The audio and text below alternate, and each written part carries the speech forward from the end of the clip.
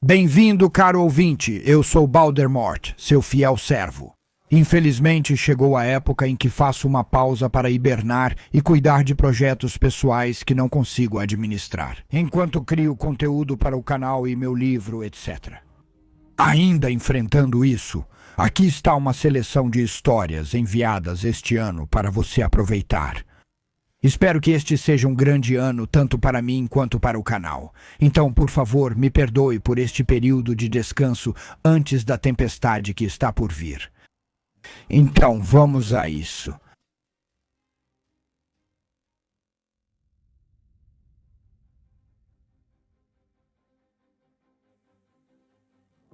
Estou de pé sobre os muros do palácio, olhando para baixo, para os inimigos, bem diante dos nossos portões.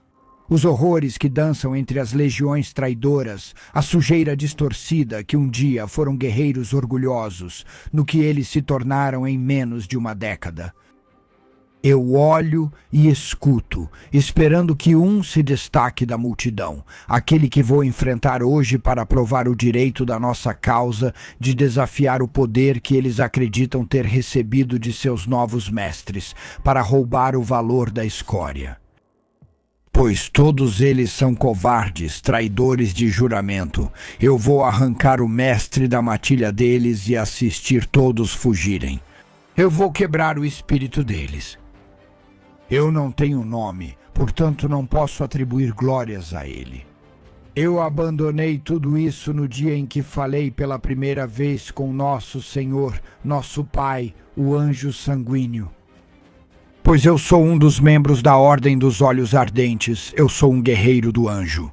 Vergonha, eu sou a morte.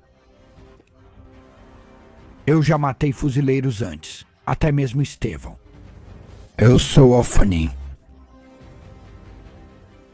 Enquanto eu faço o reconhecimento do campo de batalha, volto ao meu passado. Eu me lembro de quando eu tinha um nome, tinha glória pessoal, quando eu era um Astartes das 300 companhias. Tudo mudou naquele dia. Eu esqueço o nome do sistema, do mundo, mas nunca os feitos realizados. Lá. Nós demos nosso aviso, o único que essa civilização receberia em sua ignorância e arrogância. Eles zombaram de nós, desafiaram-nos a fazer o nosso pior, e então nosso Senhor deu a ordem. E descemos. Caímos sobre eles como uma avalanche. Nossas naves se aproximaram em velocidade de combate e rasgaram o cordão deles como se fosse feito de seda. Observei de uma escotilha de observação, enquanto atravessávamos um campo de estrelas em chamas, cada uma nave inimiga, cada uma promessa quebrada. A marinha deles acreditava que era páreo para nós, que poderiam segurar a linha, mas não conseguiram. Vi a Lágrima Vermelha, nave capitânia do Nosso Senhor, cruzando as fileiras inimigas.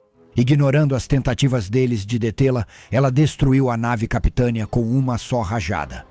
Flores vermelhas e alaranjadas desabrocharam pela proa, depois a consumiram por completo, deixando apenas a carcaça devastada e em chamas. Um novo mausoléu em meio à escuridão, a morte não só de sua liderança, mas também de suas esperanças. Em menos de uma hora, eu já estava na cápsula de descida com meu esquadrão. Caímos sobre eles aos centenas, 4 companhias. Para este continente, isso era tudo o que era necessário. Então foi tudo o que enviaram. Assim que aterrissamos, já estávamos fora. O estalo dos Bolteres explodia os homens deles como frutas podres, mesmo com aqueles uniformes elegantes. Nada além de uma declaração de pompa e orgulho que eles não haviam conquistado. Eles morreram aos montes. Nós avançamos para dentro das fortificações deles e fomos de bunker em bunker, de sala em sala, matando todos que encontrávamos. Isso continuaria até que eles sinalizassem rendição incondicional. Isso aconteceria, sempre acontecia. Quando o anjo atacava, nada podia resistir ao seu poder. Nós éramos seus filhos, éramos sua ira. E era apenas uma questão de quão insensíveis eram os senhores locais, pois não haveria misericórdia nem trégua até que eles aprendessem a lição. Não apenas para os homens contra quem lutamos, nem para aqueles que os lideravam, mas uma lição que toda a sua cultura lembraria para sempre. Mas quando finalmente aconteceu, os locais já estavam fartos e a raposa soou a ordem de retirada. Irmão Corus não pararia. Nós dois estávamos isolados, e a princípio pensei que ele pudesse ter sofrido algum dano no capacete. Não ouviu a ordem, que tinha acabado. Ele precisava parar. Eu o chamei, mas não recebi resposta. Ele continuou avançando por entre eles como se nada tivesse acontecido. Corri até ele, tirei meu elmo, levantei minha voz o mais alto que pude para quebrar seu ritmo de batalha e dar a ordem. O inimigo foi derrotado. Eles seriam súditos do imperador a partir deste momento. Ainda assim, Corus não parava. Sua Balter estava sem munição há tempos. Ele já usava a lâmina como nós, mas seus golpes e fúria eram animalescos. Ele agarrava esses homens destruídos e os despedaçava com as próprias mãos, os lançava contra paredes e tetos, avançando por entre eles, como se ele tivesse recebido a missão de ser um extermínio de um homem só. Isso era uma carnificina que só o 12º aprovaria, até mesmo o 4º hesitaria.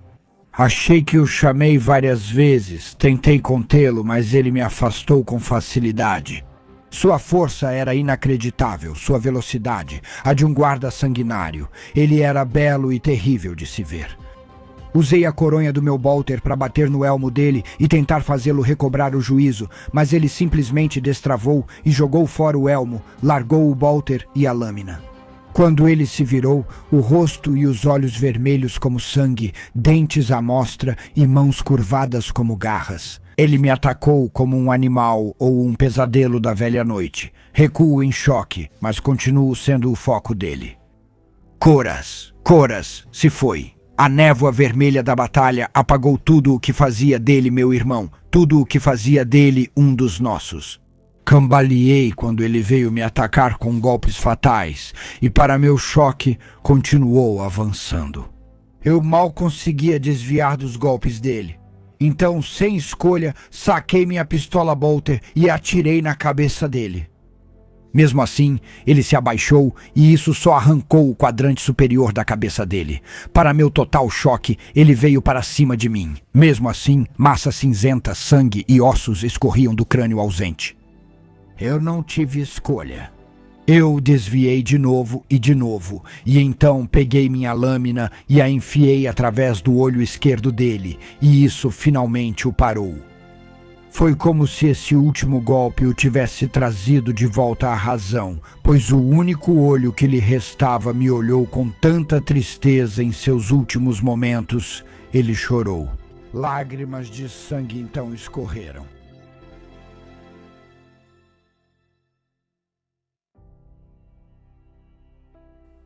Eu não sabia o que tinha acontecido. Coras tinha sido um dos nossos melhores. Tinha sido meu irmão por uma década. Pode ter sido uma arma biológica usada contra ele? Então eu agi. 2 novos súditos do imperador foram deixados aqui como testemunhas. Eu não sabia por quê, mas eu os executei. Eu sabia disso. Ninguém deveria ver esse evento. Se a arma deles funcionasse contra os Astartes, eles não deveriam saber disso. Não poderia ser um motivo para se rebelar. E acabou. A partir daí, reembarcamos e fomos levados de volta à frota mais uma vez. Nós fomos um dos poucos esquadrões que perderam até mesmo um único Astartes. E eu registrei meu relatório como única testemunha. Fui encarregado de torná-lo completo. Não omiti nada, mas não falei uma palavra sequer sobre isso ao meu esquadrão. Eu havia tirado a vida de um irmão de sangue. Eu não sabia o que aconteceria se eu tivesse feito algo errado. Não cabia a mim decidir. Eu aceitaria o julgamento dos meus superiores, meus senhores. E no meio da noite eles vieram me buscar. Astartes que eu nunca tinha visto antes, usando máscaras que eu nunca tinha visto. Sem insígnias, eles eram do sangue que eu conhecia, mas nada além disso. Nenhum deles falou, apenas gesticularam, me direcionaram sem armadura de guerra ou até mesmo trajes formais. Fui levado por rotas secundárias, não sabia para onde. Tudo o que eu sabia era que ninguém veria para onde eu tinha ido, ninguém saberia que eu tinha sido levado. Então, finalmente, portas enormes se abriram diante de mim, uma sala do tamanho de uma catedral, um lugar de silêncio e beleza perfeitos. Nossas honrarias pendiam de todas as paredes, as janelas para o vazio, emolduradas por uma arte tão requintada. Eu fiquei maravilhado e até ofeguei quando o vi. A altura, o poder, as asas, só podia ser ele, nosso Senhor, nosso Mestre e Pai, o anjo sanguíneo. Os guardas dourados estavam nas paredes deste grande salão, mas ele estava sozinho, enfrentando a escuridão do vazio à minha espera. Olhei silenciosamente para aqueles que me trouxeram até este lugar. Eles apontaram que eu deveria me aproximar dele. Respirei fundo para me acalmar e caminhei devagar, com calma, maravilhado. Já o tinha visto antes, voando sobre os campos de batalha e discursando antes de grandes campanhas, mas nunca tão de perto. Cheguei a cerca de 10 passos dele, então ajoelhei, com o joelho ressoando no mármore, o único som ecoando pela sala, embora minha cabeça estivesse abaixada. Olhando para o chão, pude ver as pernas dele se moverem. Ele se virou para mim e disse: "Levante-se, Cloysters." Fiz como ele mandou, sem pensar. Mesmo que eu quisesse, acho que não teria conseguido desobedecer. Ainda assim, meus olhos ainda estavam fixos no mármore abaixo dos pés dele quando ele começou. Li seu relatório. Você fez o impensável. Matou um irmão de armas. Consigo ouvir a tristeza na voz dele. Queria que um buraco se abrisse e me engolisse. Não consigo ficar diante dele. Ele então se aproxima e estende a mão, apoiando a mão direita no meu ombro. Olhe para mim, Cloysters, olhe para mim, meu filho. Eu lentamente levanto meus olhos para encontrar os dele, e eu quero chorar meu arrependimento, quero fugir daqueles olhos. Mas ele continua, e eu estou enfeitiçado. Eu li todo o seu relatório. O que você foi forçado a fazer para proteger os inocentes pelos quais lutou. Cada instinto do seu ser, cada momento do seu treinamento, cada regra que estabelecemos, você matou outro Astartes. Pela honra do todo, pela proteção de toda a nossa legião, você protegeu meu nome, filho. Agora você conhece nosso segredo mais sombrio. Nós somos os anjos de sangue, nós somos a fúria do imperador. Mas algo não está certo dentro de nós. Talvez todos nós. E agora você sabe qual terrível aflição. É assim que isso pode manchar nossa reputação, como atinge o nosso próprio âmago. No entanto, isso não pode ser assim, você pode pensar. Pois não somos nós o produto do imperador, perfeitamente forjados por sua mão direita genética? Como ele poderia criar uma falha dessas em nós? Ou a culpa é somente nossa? Somos nós o sangue fraco, corrompido, de alguma forma um erro? Nós também seremos purgados, assim como foram nossos irmãos dos esquecidos e até mesmo dos purgados. Não tenho total certeza das respostas para essas perguntas, mas vou tentar. Alguns dizem que todo problema tem 1 milhão de causas, 1 bilhão de interpretações, 1 trilhão de respostas, mas eu não penso assim. Quando você elimina tudo, neste problema só existem 2 fatores verdadeiros, 2 partes. Ou somos horrores de nascimento vil e sempre fomos, ou estamos sendo testados pelo imperador. Nenhum outro é tão parecido com ele quanto nós somos. Nenhum outro sente a ira dele como nós sentimos. Ele nos deu uma característica que deve ser superada, e ao fazer isso, nos tornamos ainda mais próximos dele. Aquele que percorreu a história de toda a nossa raça, aquele que sofreu, ele lutou, e assim também devemos nós. Eu acredito que ele nos testa, mas como em qualquer teste, alguns vão passar e outros vão falhar.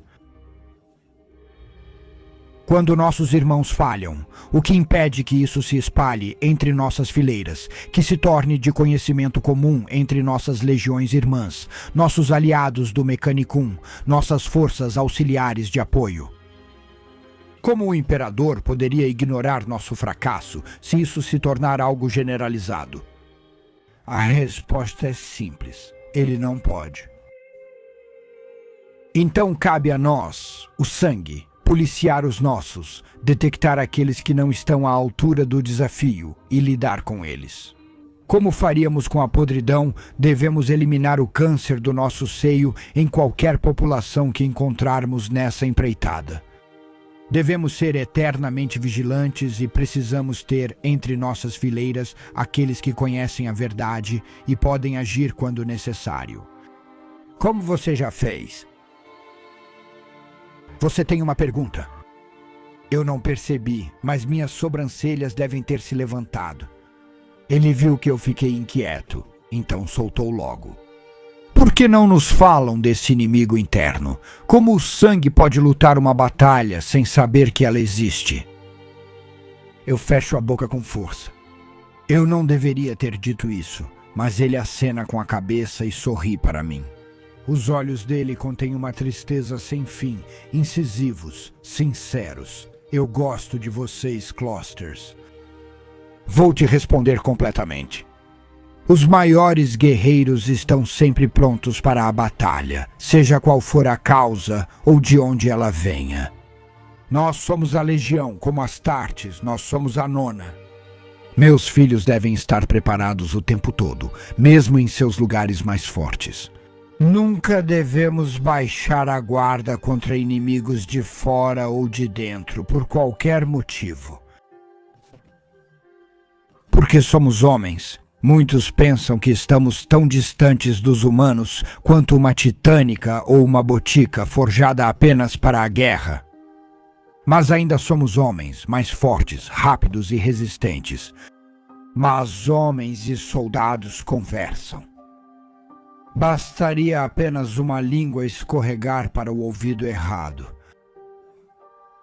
Segredos só são mantidos quando seu poder é respeitado. Eles são mais fortes quando conhecidos por poucos.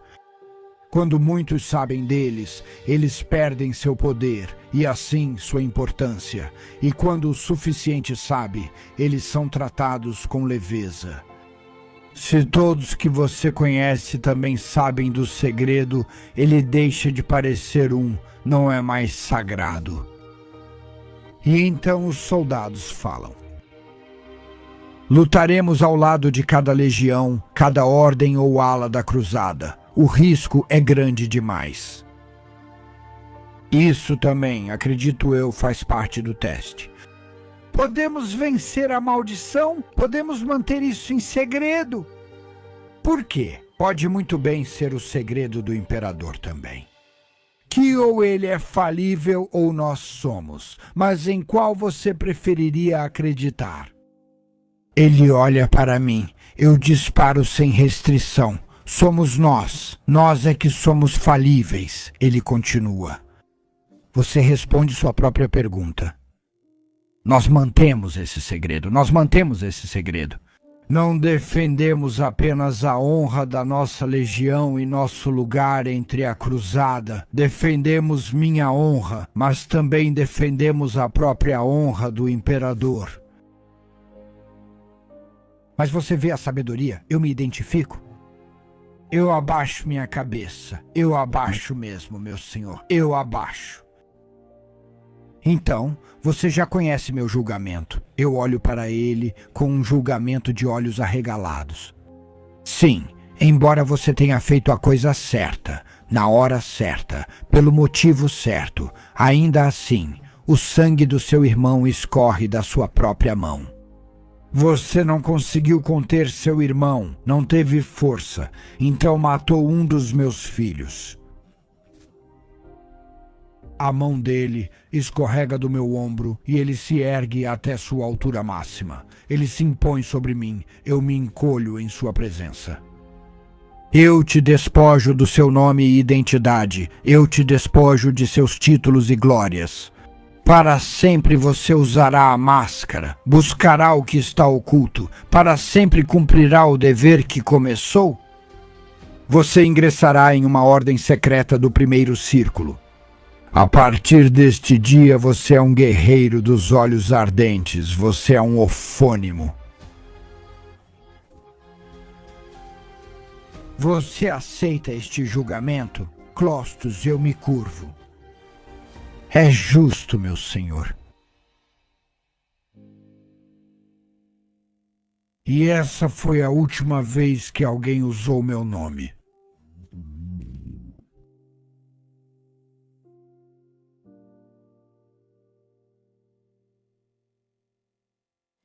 A história continua de O Anjo e a Playlist Geral, da tradição da Biblioteca Careca.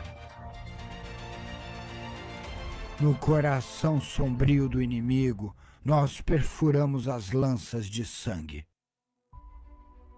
O que deveria ter sido um dia de alegria, um momento de exuberância, mas de solene grandeza, transformou-se em horror.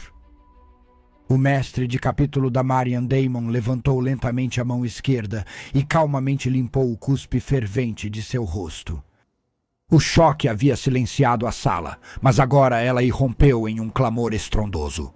Como um só, a vintena de fuzileiros atrás dele agora rugiu de fúria e deu um passo à frente. Sacando suas espadas, facas de combate, mulas de energia e ativando-as, a fúria deles reluziu como um raio. O mestre do capítulo se virou para seus próprios homens, levantando as duas mãos como garras e mostrando as presas para eles, soltando um rosnado sibilante.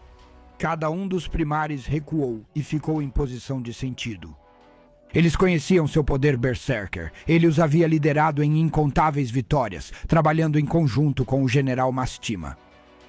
Essa era a primeira vez que qualquer um deles o via demonstrar sequer um pingo de ira. Fora do furor da batalha, eles notaram o contorno negro ao redor de suas pupilas. Alguém ia morrer. Os lanças de sangue foram uma fundação estranha formada a partir dos escudos cinzentos, devido a uma mensagem em 1 milhão escrita por um general regional desconhecido e não celebrado da Astra Militarum. Ele homenageou um capítulo que havia sido exterminado pelos Pele Verdes, mas que na morte demonstrou tanta virtude, sacrifício e honra que foi decidido que seu capítulo deveria ser ressuscitado. E eles encontraram apenas um marine, remanescente daquela linhagem, de Mariano Damon, que havia sido tão gravemente ferido. Ele fora internado em um dreadnought. Ainda assim, ele recebeu a escolha e cruzou o Rubicão Primaris. E foi esse último descendente dos Blood Spears que recebeu o comando deles e foi elevado a mestre do capítulo. O antigo mosteiro do capítulo deles ainda estava, até agora, passando pelo processo de reconsecratação e reconstrução. Tão pouco da heráldica, estandartes, artefatos e honra deles havia restado após o advento dos orques vorazes, que era realmente um capítulo renascido, ainda crescendo em sua identidade. Os marines primares eram fortes e corajosos, verdadeiros filhos de sanguíneos, mas sabiam tão pouco sobre sua linhagem. E de Mariano Damon não tinha uma patente elevada. Ele conhecia tão poucas das tradições internas que faziam dos lanças de sangue quem eles eram. Uma nova cruzada havia sido convocada, com de Mariano Damon à frente, ele e o general que ajudou a trazê-los de volta dos anais da história. Quando suas forças de reconhecimento de longo alcance encontraram um envelope de estase, inspecionaram-no imediatamente. contra todas as expectativas. Havia ali um cruzador de ataque do capítulo original dos Lanças de Sangue, com todas as identificações conferidas. O Mecânicos levou semanas fazendo leituras e estudos, cutucando e sondando antes de finalmente colapsar o campo e libertar. O cruzador, dentro dos contatos iniciais, estava sob tensão, pois um cruzador vingança das mais terríveis havia sido capturado no meio de uma batalha. A confusão e a desorientação no tempo foram difíceis para ambas as partes. Mas, eventualmente, a tripulação da vingança foi trazida para ver o que havia acontecido e informada de que estavam nesse estado há mais de 1000 anos. A vingança tinha 32 fuzileiros a bordo e um esquadrão principal de veteranos da vanguarda. De tudo o que poderia ser encontrado, de tudo o que poderia ter ajudado o capítulo, foi uma descoberta digna de celebração, pois os veteranos da primeira conheceriam toda a herança, a linhagem, os ritos secretos do capítulo. Demari e Daemon explicaram o que havia acontecido, a destruição de seu capítulo e como eles haviam sido reforçados. Ele entregou gravações selecionadas e outras provas para que eles assistissem e analisassem, a fim de aliviar suas preocupações antes de sua chegada. Mas ele não disse por que isso foi feito. Esse choque levaria tempo para ser assimilado e faria com que ele parecesse um mentiroso fantasioso. Isso podia esperar. No entanto, quando Demari e Daemon chegaram a bordo da Storm Raven e pousaram com vários de seus irmãos de batalha, o momento de alegria se transformou em horror. Os sobreviventes que os receberam, com veteranos da vanguarda ao centro, ficaram profundamente chocados. Haviam notado as marcas de armadura nas conversas, mas não tinham visto os fuzileiros em escala. Quando a rampa desceu e os Primaris Marines saíram, as novas lanças de sangue foram um choque para o sistema, e os primogênitos imediatamente assumiram uma postura de combate.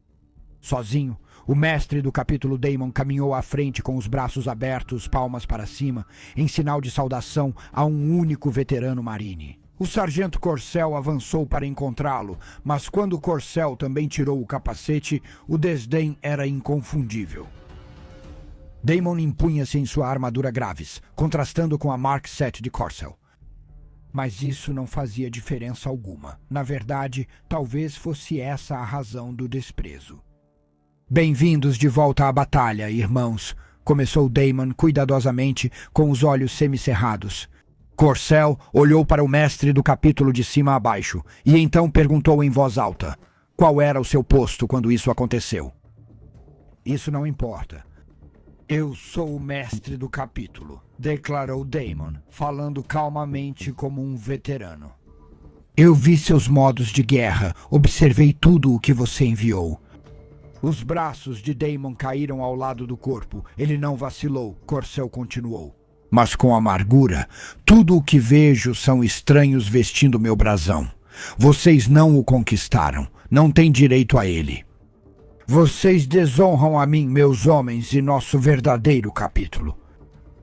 Daemon piscou uma vez, então respondeu em um tom calmo e neutro.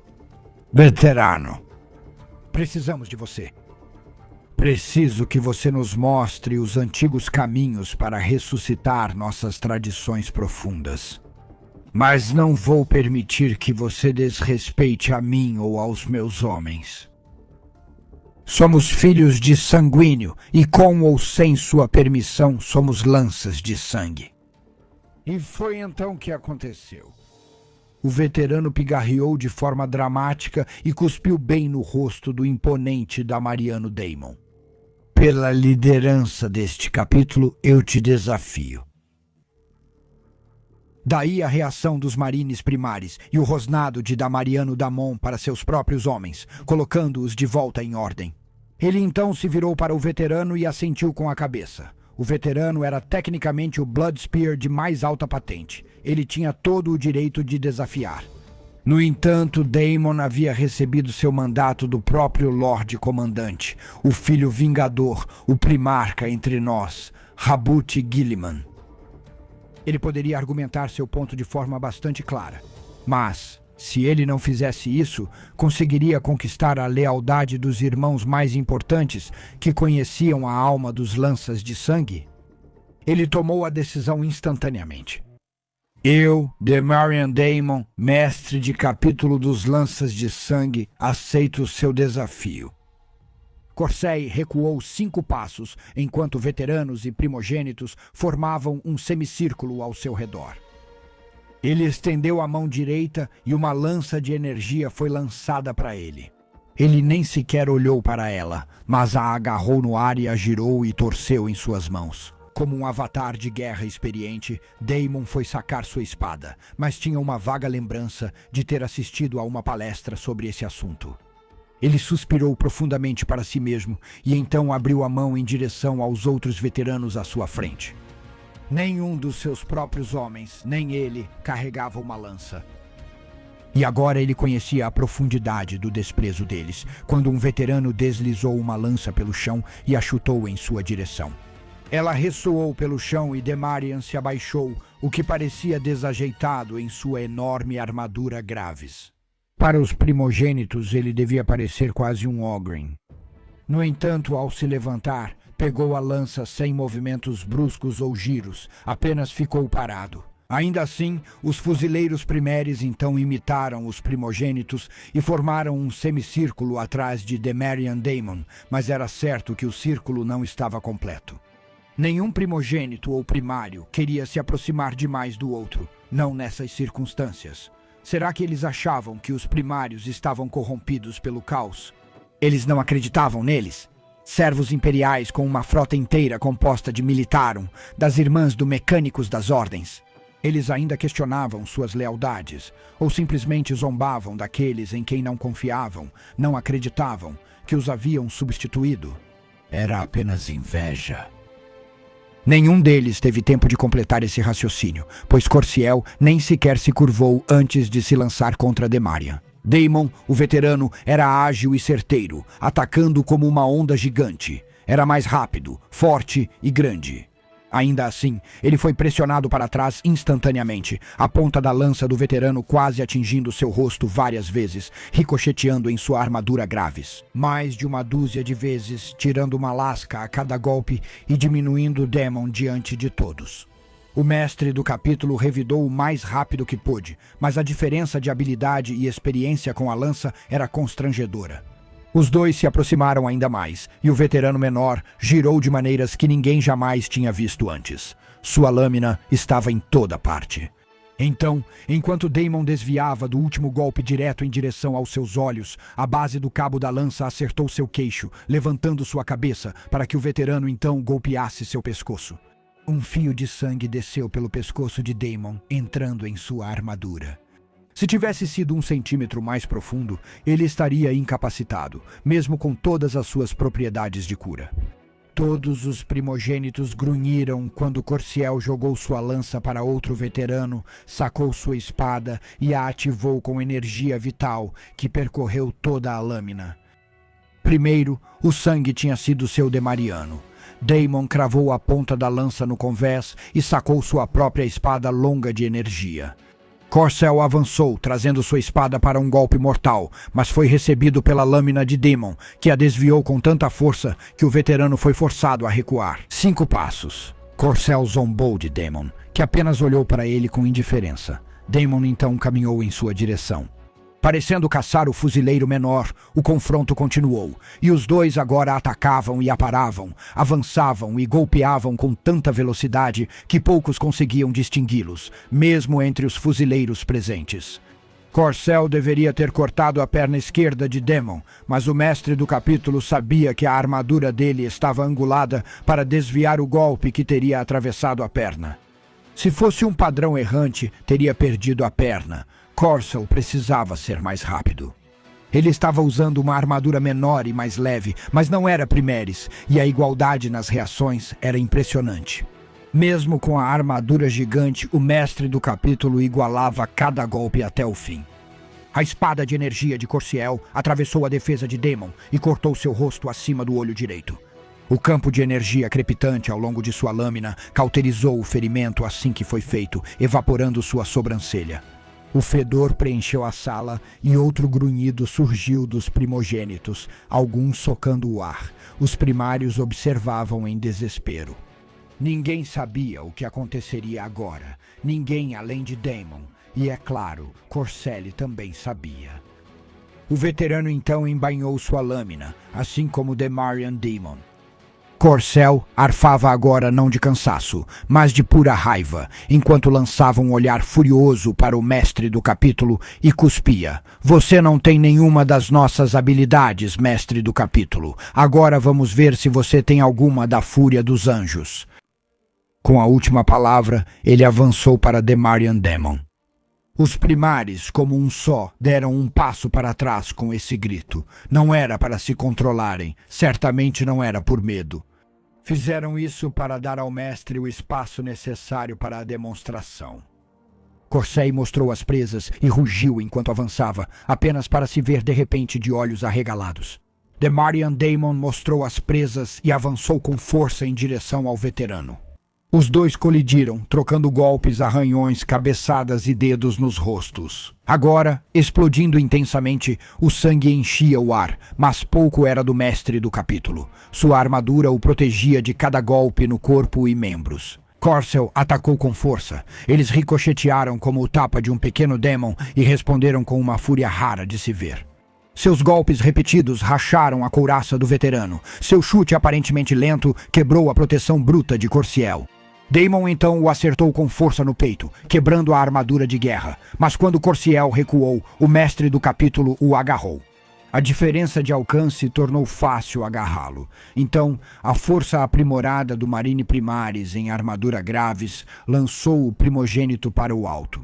Daemon avançou e esperou Corcel cair, desferindo nele um golpe devastador com as duas mãos. Corcel foi arremessado contra seus homens, derrubando 3, o sangue. Os Spears não eram ultramarines, não eram como seus primos de Baal. Deles vinha a fúria, e o mestre do capítulo sabia disso. Então ele precisava provar que não era uma criação da mente de outro. Ele era um filho de sanguíneo, e ele era uma lança de sangue. Daemon não fez isso. Terry não teve piedade ao avançar contra eles enquanto se levantavam, mas ele não enfrentou apenas Corcel, que mal conseguia se erguer. O mestre do capítulo atingiu Corcel, jogando-o contra uma parede que se quebrou ao bater. Os veteranos que se levantaram também lutaram com ele, e ele derrotou todos, um por um chute enorme no peito de um abraço de urso que quebrou outro. Daemon não uivou, não xingou, mas também não parou. Os veteranos estavam no limite ao ver seu senhor ser derrotado facilmente por um homem com o uniforme deles. Era de se esperar que eles agissem apenas pela raiva, mas isso não foi suficiente. Nunca poderia se igualar à de Demarion Daemon, o último sobrevivente de seu capítulo, aquele que testemunhou o sangue de seus irmãos sendo exterminados. Ele carregou essa dor e raiva para esta batalha e a liberou sobre seus irmãos primogênitos.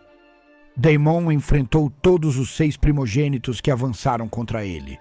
Ele não aleijou nem matou, mas aplicou a surra mais brutal que os fuzileiros primeiros já tinham presenciado. Finalmente, quando o último veterano enfurecido já tinha levado meia dúzia de tapas na cara e caído para trás inconsciente, os primogênitos. Quando um deles se ajoelhou, Demarion Daemon então caminhou deliberadamente até Corcel e lhe ofereceu a mão. Cuspiu sangue, o veterano aceitou e deixou-se ser ajudado a levantar. Olhando para baixo, para Corcel, a voz calma do mestre do capítulo entoou: "Nós somos diferentes, mas também não somos. Ainda temos o sangue de sanguíneos correndo em nossas veias, sua voz em nossos ouvidos, em nossos próprios corações. E como eu disse, precisamos de vocês, irmãos. Eu preciso de vocês. Juntem-se a nós, liderem comigo ou retornem para Baal." O guerreiro assentiu com dentes sangrentos e nariz quebrado. Ele declarou: "Quando eu vi você, eu não acreditei. Mas agora, mestre do capítulo, Damar e Daemon, vocês provaram ser dignos. Vejo que você não tem guarda." Ainda há armadura, disse Daemon. Sim, lá está o ouro de novo, Corciel assentiu. Então nós o usaremos, nós o protegeremos e nós ensinaremos. E em breve, não apenas de nome, todos vocês serão verdadeiros. Lanças de sangue.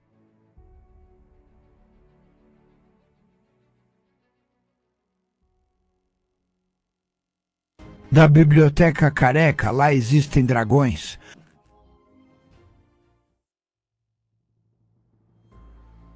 Das grandes guerras do Forte 243.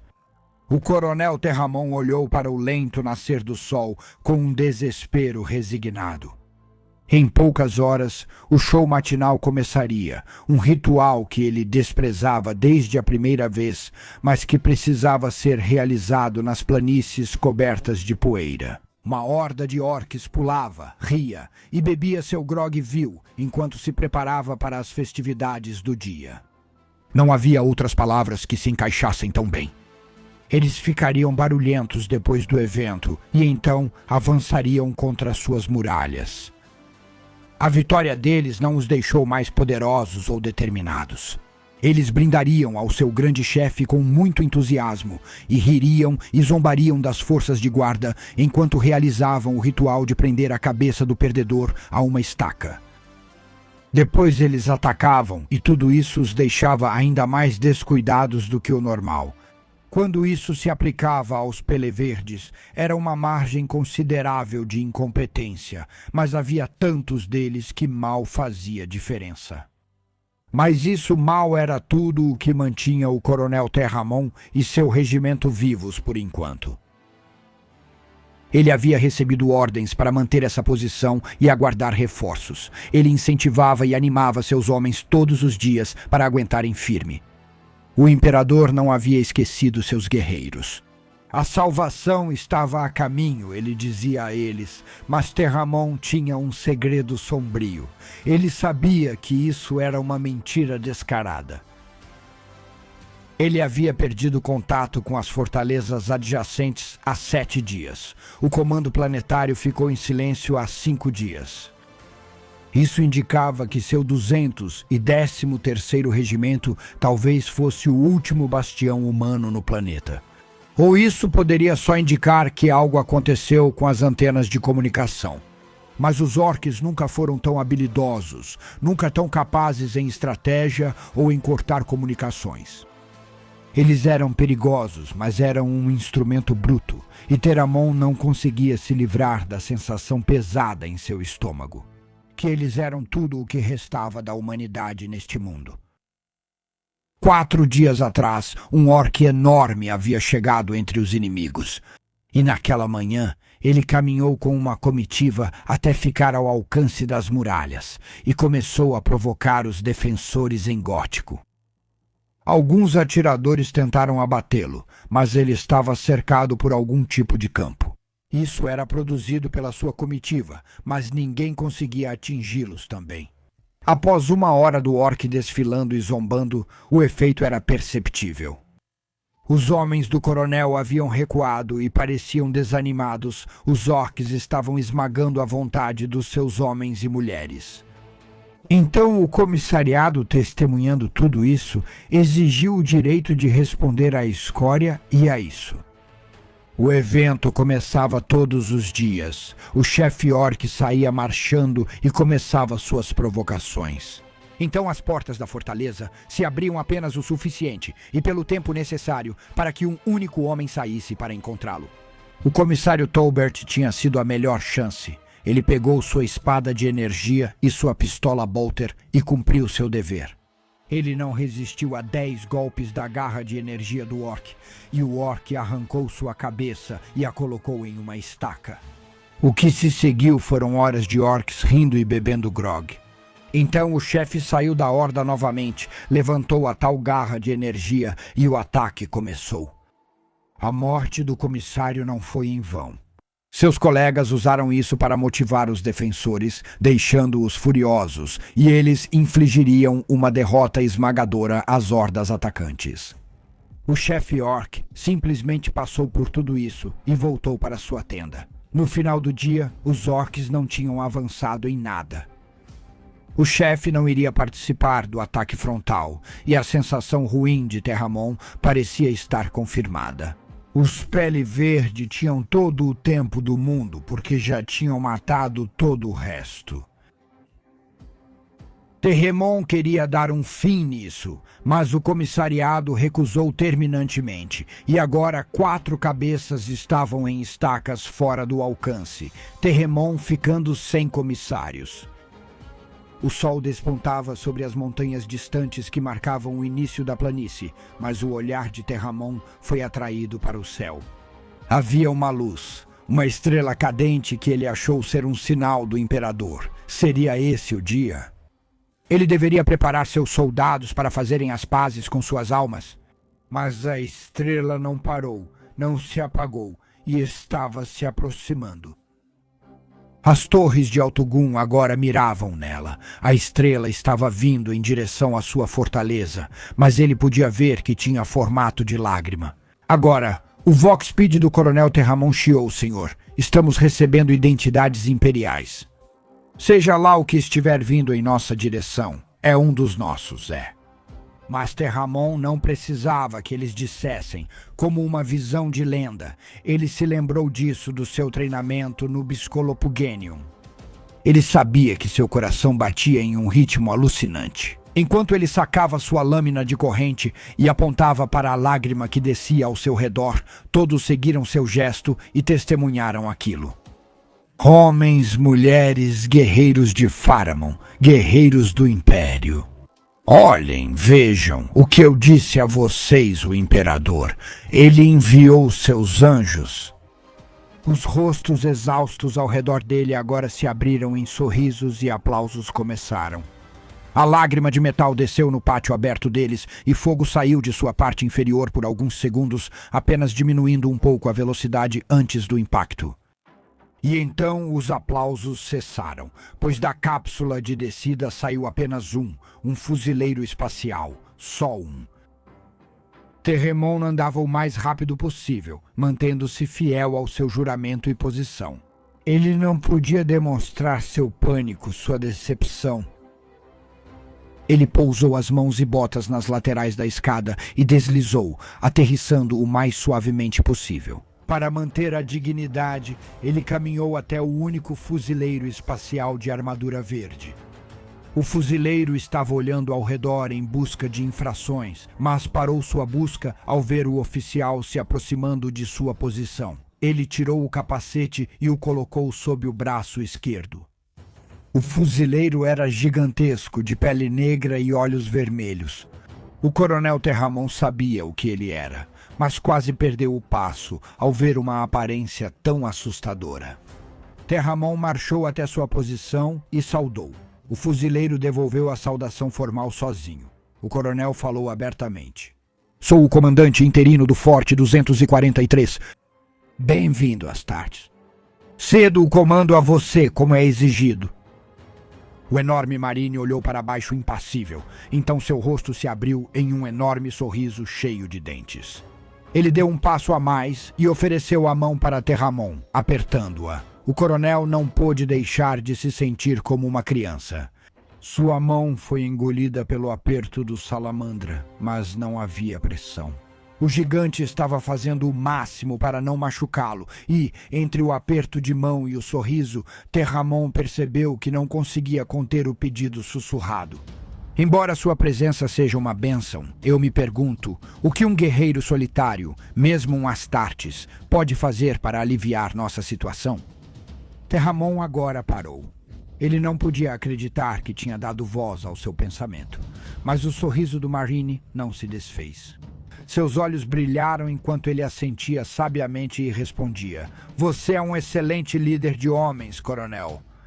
Tudo ficará claro. Posso me dirigir aos seus bravos guerreiros? Terramon saudou.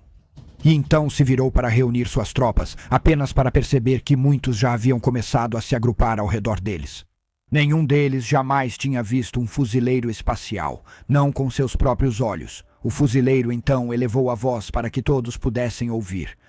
Bravos filhos e filhas da humanidade, orgulhosos guerreiros do Astro Militarum do Imperador, sua sagrada guarda imperial.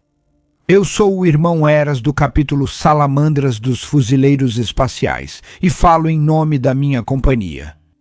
Nossa barca de batalha está em órbita há dias. Nós testemunhamos seu valor, testemunhamos sua força. Nós deixamos vocês aqui porque mostraram para nós que podiam manter a luz do Imperador em seus olhos. Vocês foram a própria manifestação da ira dele, e ele tem orgulho de vocês. Sua coragem manteve este senhor da guerra orc preso aqui. Isso permitiu que meus irmãos conquistassem todo o continente sul. Enquanto falo com vocês, meus irmãos estão vindo rapidamente para este lugar, mas eles não chegarão imediatamente. Precisamos resistir por mais 4 horas, talvez mais, mas não muito. Uma comemoração surgiu de todos que assistiam, se deleitando com as palavras desse herói do Império. Ele continuou: então fui enviado a vocês pelo meu capitão por 2 motivos. O primeiro, para contar sobre sua vitória iminente, para inspirá-los a um último ato de valor. A vitória total está ao seu alcance. Se conseguirmos contê-los, vocês serão recompensados ao testemunhar a completa aniquilação de nossos inimigos. O aplauso que veio foi ainda mais alto. O segundo motivo para mostrar ao inimigo do que a humanidade é feita. Ele deu mais um momento à guarda antes de continuar. A hora se aproxima. Irmãos e irmãs, vou precisar da coragem de vocês mais uma vez. Vão para as muralhas, peguem suas armas de guerra. E quando chegar a hora, vou contar com vocês para me ajudar. Vocês farão isso? Vocês serão minha fortaleza. A resposta foi retumbante. Homens e mulheres gritando até ficarem roucos em afirmação. Irmão Eras então piscou para o coronel antes de berrar para abrirem os portões. Ele caminhou em direção a eles enquanto ajustava seu elmo. Tudo o que carregava era sua pistola Bolter no coldre e um enorme martelo de trovão. Fora, a embaixada dos ORKS já iniciava suas provocações matinais quando as portas se abriram. Os orcs comemoraram como de costume, mas sua fúria aumentou em tom e ritmo ao presenciarem a armadura de poder do Salamandra saindo pelo portão. O chefe de guerra orc pulava de um lado para o outro, apontando para o Marine, levando suas tropas a paroxismos de cantos animados e vaias. Finalmente, uma luta de verdade. O chefe de guerra continuou desfilando, provavelmente embriagado de grog, enquanto o Marine agora começava a correr e, em seguida, partia para uma investida direta e total em direção ao chefe de guerra orc. Ele disparou 3 vezes com sua pistola Bolter, mas cada tiro errou o alvo. Ele não mirava no orc de verdade, só o mantinha no lugar e dava-lhe falsa sensação de superioridade. O orc levantou sua própria garra e avançou contra ele, disparando seu enorme canhão.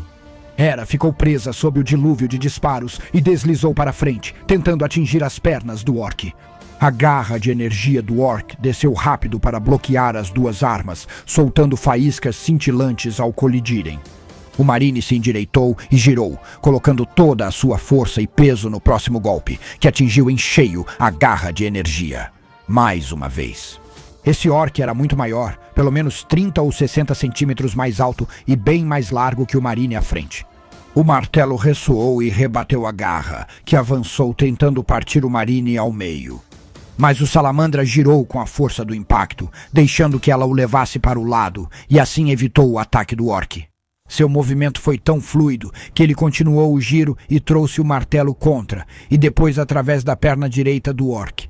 O monstro corpulento soltou um uivo de raiva frustrada ao tombar para frente. O campeão Salamandra não desperdiçou um nanosegundo enquanto girava o martelo em seus braços e mudava sua pegada, levantando-o e trazendo-o para baixo sobre a cabeça do chefe de guerra. O primeiro golpe o jogou de bruços no chão. O segundo e o terceiro esmagaram a cabeça do orc na planície empoeirada. Os orcs pararam de comemorar naquele momento, mas não tinha acabado, nem de perto. Eras então avançou contra a comitiva orc do chefe. Os poucos que atiraram viram seus tiros ricochetear facilmente na armadura dele. Os momentos seguintes foram breves e sangrentos, enquanto Eras esmagava cada um dos orcs com seus enormes ataques devastadores. Ao comando do coronel Terramon e dos comissários restantes, todos os soldados nas muralhas saíram de seu estado de alerta e se inclinaram para a frente nas ameias. Lasguns foram apontados para os orcs e seus olhos se tornaram de feiticeiros. Trabalho feito. Eles esperavam que o Salamandra corresse de volta para os portões, de volta para a proteção da fortaleza.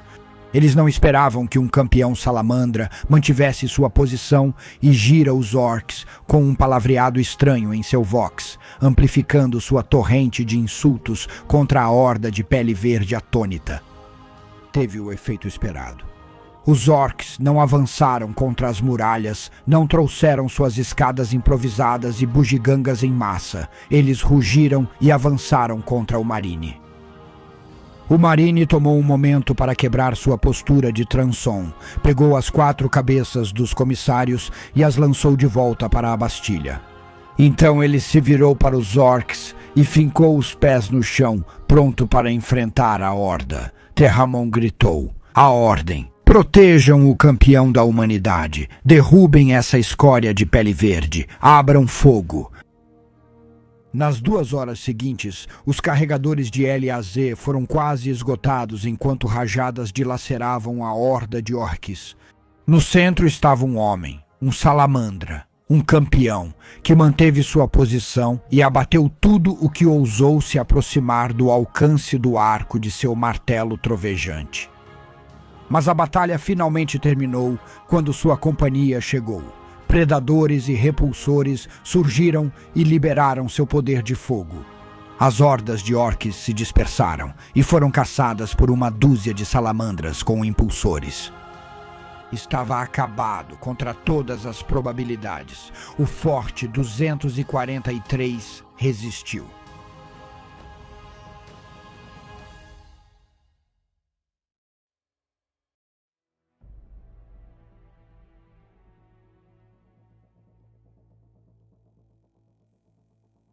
Eles lutaram por 7 dias sem descanso. Houve pausas nos ataques, mas nunca duraram mais de 88 minutos e 8 segundos. Você podia ajustar seu cronômetro por elas, e então, novamente, eles lançavam suas hordas enlouquecidas contra as muralhas. E durante todo esse tempo, os irmãos da 13ª Espada resistiram. Os inimigos não precisavam escalar escadas nem trazer torres instáveis e construídas às pressas. Agora, eles simplesmente avançavam pela rampa feita com os próprios mortos caídos. Mas o momento finalmente havia chegado. Todas as batalhas dependiam desse momento, a hora em que a vitória ou a derrota seriam decididas. Cruzada. O velho Kesselring podia sentir, praticamente saborear o momento em que ele havia chegado. Ele já sabia disso algumas horas antes. Esse era o 8º dia em que o inimigo faria seus últimos avanços contra eles. Era agora ou nunca, e Kesselring havia feito o que qualquer ancião deveria fazer. Quando todo o comando local havia caído, ele assumiu o controle de toda a zona de guerra. A escória estava sendo destruída, em massa. Foi apenas aqui Bastilha, 696, que estava sitiada. O ancião conhecia o progresso, ritmo e importância da guerra de purgação ao redor do mundo. Ele sabia que essa fortificação havia atraído seus piores e mais ferozes inimigos. Era aqui que a própria alma deste mundo seria decidida. Ele olhou para seus homens, seus irmãos, e seu coração se encheu de orgulho. Era muito parecido com as colinas de Karanosh, a defesa de Babaram III, o extermínio de Trintum. Ele já tinha visto isso acontecer tantas vezes antes, mas ele era devoto, era puro, era fiel e sabia qual era a coisa que seus irmãos mais precisavam. Um ultramarino teria requisitado munição, pois eles quase não tinham mais nenhuma. Um salamandra teria pedido um ataque orbital, um Raven Guard, propulsores de salto ou alguma outra frescura. Kesselring sabia o quanto os recursos da cruzada estavam escassos, então ele pediu a única coisa que seus homens realmente precisavam: Irmão Castagatos. No final do 7º avanço do dia, ele havia chegado. Um único Landspeeder Storm havia sobrevoado e circulado ao redor. Flagfire desviou de cada último disparo de parafuso ou tiro de metralhadora que vinha de baixo. Quando passou sobre os muros, ele simplesmente deu uma volta enquanto eu saltava dele e aterrissava. Depois acelerou novamente para se juntar às forças de purificação espalhadas pelo mundo.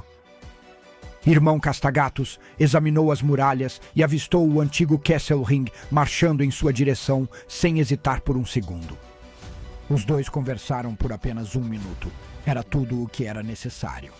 Esse era o momento, e Castagatos seria sua arma. Ele lideraria. A ralé nos muros eram forças das legiões traidoras, os 3 vezes amaldiçoados, e isso era irrefutável. A ralé quase havia sido consumida nessa última investida. Eles usariam não apenas a escória do caos. Os mestres dessa horda voraz enfrentariam os Templários Negros hoje. Eles seriam atacados pelos Astartes do caos. Faltavam apenas alguns minutos, por isso o irmão Castagatos abriu seu Vox e começou a segurar o estandarte da companhia. Kesselring recuou e admirou. O irmão Castagatos era um execrador muito habilidoso. Astartes da 13ª Irmandade. Almas leais e nobres, todos escutem minhas palavras. Diante de nós estão cães obedientes à nossa porta, os quebrados e impenitentes. Mas tudo o que vejo é excremento de grox, hereges vis, vermes fracos, escória traidora.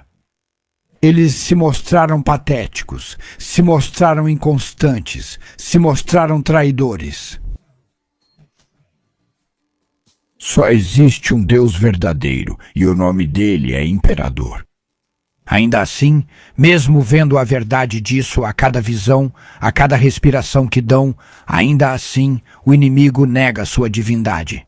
Você teme essa ralé ímpia, você teme essas almas indisciplinadas. Eles podem usar armaduras de guerra, podem empunhar bólteres e espada serra, mas não são sagrados. Eles não são como nós. Eles não são homens, eles não são Astartes. Eles são um grupo pálido e sem brilho. Seus lamentos para charlatães não são suportáveis. Eles são porcos comedor de esterco de nascimento vil, que rastejam de barriga diante de bruxas. Eles se humilham diante da escuridão.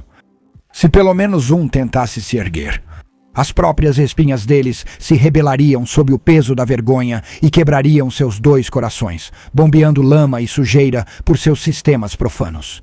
A honra deles foi perdida há milênios, junto com sua masculinidade. Esses não são os Astatis que enfrentamos hoje. Eles não são homens, mas catamitas choramingando e gemendo, criaturas lamentáveis que se balançam à noite, chorando por sua própria vergonha. Eles lambem as botas de seus mestres imundos. Nada pode salvá-los da nossa fúria justa. Vamos tomar todos, não apenas um ou alguns. Todas as cabeças do inimigo, não permitam que ninguém fuja deste campo de combate, que nenhum sobreviva. Este confronto de fiéis contra infiéis traga a justa vingança do Imperador sobre todos que negarem sua divindade. Agora eles vêm, então não vamos nos esconder atrás de muros e parapeitos. Eu ordeno agora, irmãos, larguem seus bolters, empunhem suas espadas comigo, liberem sua devoção, liberem sua fé, liberem sua fúria, morte aos traidores. E com isso, Batacastagatos saltou das muralhas e avançou pela muralha feita de corpos empilhados.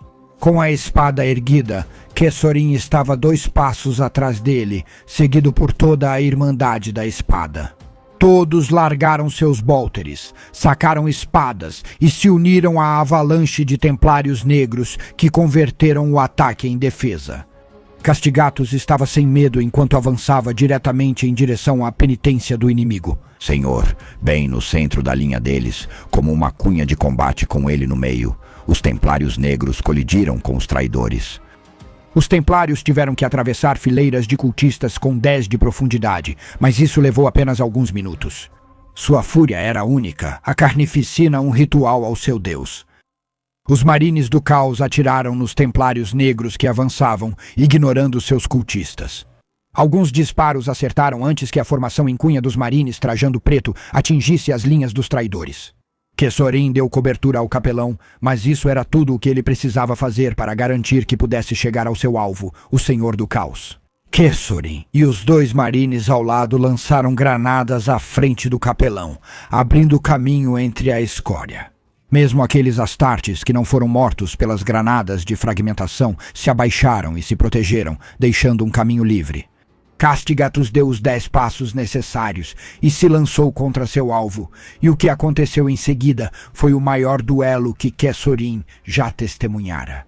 Ao redor, templários exterminavam cultistas e traidores, mas ali todo o caos parecia prender a respiração. Lorde tinha a experiência e o poder dos antigos. Ele era um verdadeiro veterano da longa guerra. No entanto, Castigatos era como um campeão do imperador. Ele brilhava com a luz do seu senhor. E durante todo o confronto, ele zombava e provocava seu inimigo. Até que, finalmente, Castigatos acertou em cheio no caos. O senhor perdeu a compostura e desferiu um golpe mortal, descontrolado. Castigatos já previa o movimento, abaixou-se para desviar e ergueu a lâmina de baixo para cima. Ele destripou o traidor, empalando-o e erguendo aquele verme bem alto no ar para todos verem. Gritos irromperam quando os últimos suspiros do traidor foram substituídos por uma cascata de sangue jorrando de sua boca. Ele estava morto. O inimigo se desfez e tentou fugir, mas infelizmente não conseguiu passar pelo acampamento. Escravos rápidos escorregaram sobre seus mortos, enquanto outros, atônitos pela derrota, ficaram quase paralisados. Eles hesitaram, e isso foi sua ruína. Os irmãos da 13ª Espada continuariam lutando por mais uma hora. A Cruzada Eterna havia cumprido seu dever sagrado mais uma vez, e nenhum dos traidores que marcharam sob as bandeiras deste Lorde sobreviveu.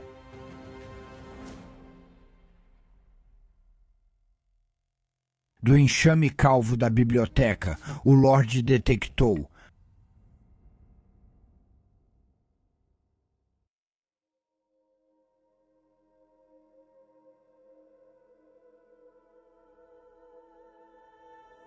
claxons soaram por todo o cruzador de ataque, lança de sangue, ira desenfreada, assim que eles traduziram para o espaço real. O contato foi confirmado nas horas seguintes, enquanto o cruzador avançava em direção ao planeta.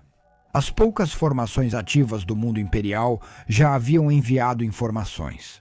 Eram os tiranídeos se preparando para um ataque de desembarque, imediatamente entrando em ação.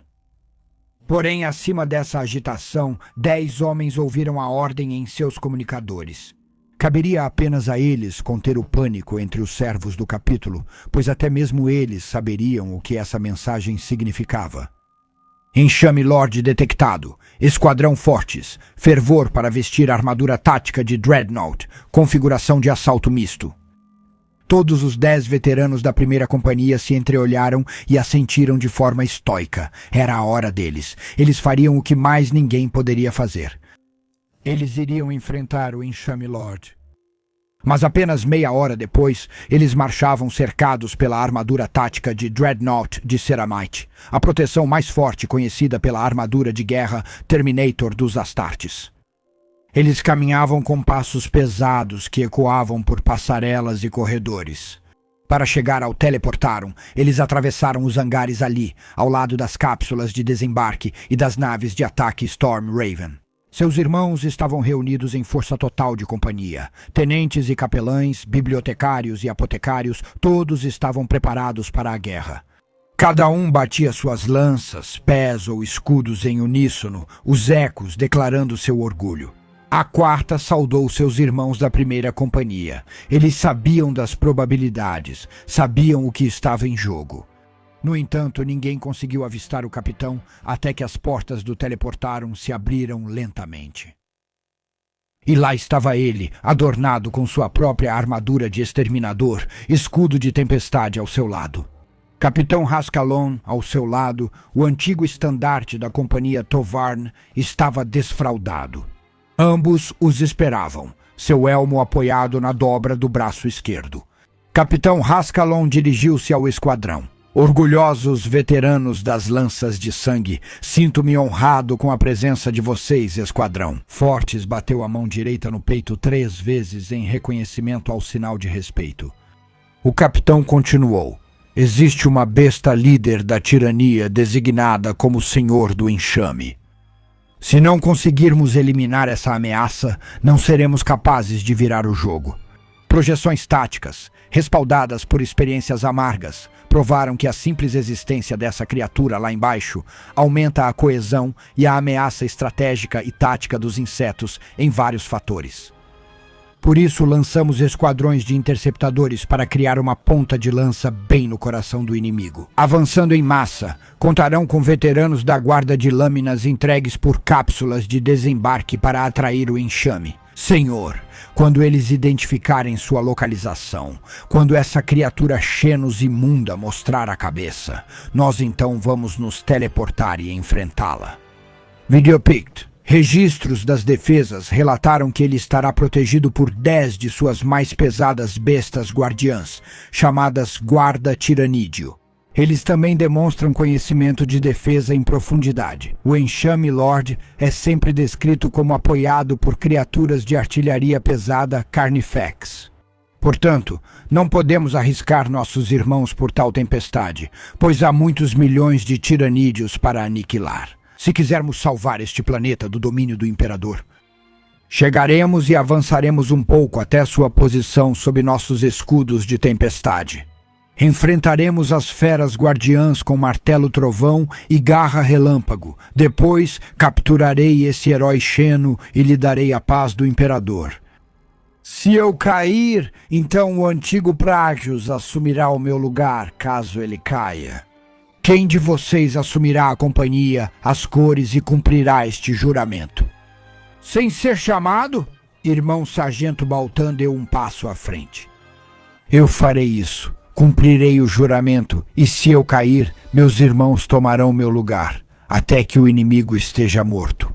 Ou o esquadrão Fortes Fervor seja desfeito.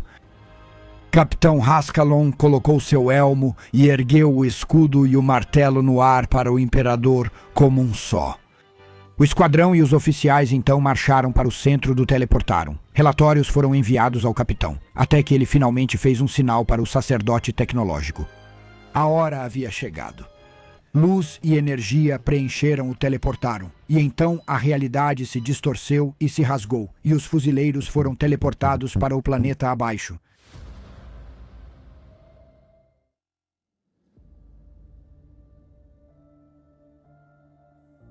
Uma esfera ardente de luz se expandiu na superfície do planeta, e de dentro dela saiu o capitão Rascalon, o antigo Pragius Tovan e o esquadrão Fortes Fervor. Foi um pandemônio desde o início. Acima, cetros com mochilas a jato sobrevoavam o campo, disparando rajadas pesadas e plasma contra as forças tirânidas. Quando não estavam atirando ou derrubando tirânidos gargoyle do céu, atrás do esquadrão de exterminadores, os veteranos da guarda de lâminas formaram um círculo e reforçavam as barreiras de tirânidos mortos. Bolas de morte bioplasmática explodiam ao redor, atingindo os escudos da guarda de lâminas. Mesmo assim, só um veterano havia caído até agora, graças à sua experiência e habilidade. Eles cumpriram seu dever, eles atraíram a atenção da besta. Avançando rapidamente sobre a posição dos guardas da lâmina, como uma avalanche, veio uma parede de guardas tiranos. O capitão Rascalon ergueu seu martelo trovejante no ar e o abaixou em direção aos insetos pesados que se aproximavam e ao esquadrão. Fortes Fervor avançou em um contra-ataque, brandindo martelos, seguido pelos 5 primeiros exterminadores. Um exterminador com garras relâmpago cortava tudo que tentasse passar pelos escudos de tempestade ou flanquear os marines. O estandarte tremulava, enquanto Torvan bradava as ladainhas do ódio como um capelão. O impacto com a guarda tirana foi o encontro de 2 forças imparáveis. Se os tiranides enfrentassem outros homens ou mulheres da galáxia, teriam simplesmente os superado. Os veteranos exterminadores dos lanças de sangue espalhavam morte com uma fúria sem igual, surpreendendo até os insetos. Uma visão digna dos próprios olhos do imperador, digna da linhagem de sanguíneos, o anjo da ira justa. Atrás deles, a guarda de lâminas rompeu o círculo e avançou para evitar que os exterminadores fossem cercados por cetros acima dela. Era uma oportunidade única na vida. Se eles falhassem agora, a companhia e todo o planeta seriam consumidos pelos Xenos. Mesmo assim, os tirânidos continuavam selvagens, com guardas tiranos se sacrificando ao puxar os escudos de tempestade enquanto eram eliminados, desestabilizando os fuzileiros e os tornando vulneráveis a ataques. Os insetos das fileiras de trás atacavam, mas os exterminadores resistiam à maioria dos golpes e não perdiam homens, apesar da fúria dos inimigos. Mas agora todos podiam distinguir a massa que se aproximava de sua presa. O imponente Senhor das Tempestades havia chegado. O capitão deu a ordem e agora a linha de frente do esquadrão Fortes rompeu a parede de escudos e os fuzileiros navais armados com garras relâmpago avançaram, abrindo caminho até o Senhor da Guerra Xenos, uma passagem que foi imediatamente usada pelo capitão Rascalon e pelo ancião Torvan para avançar sobre o enxame. Senhor,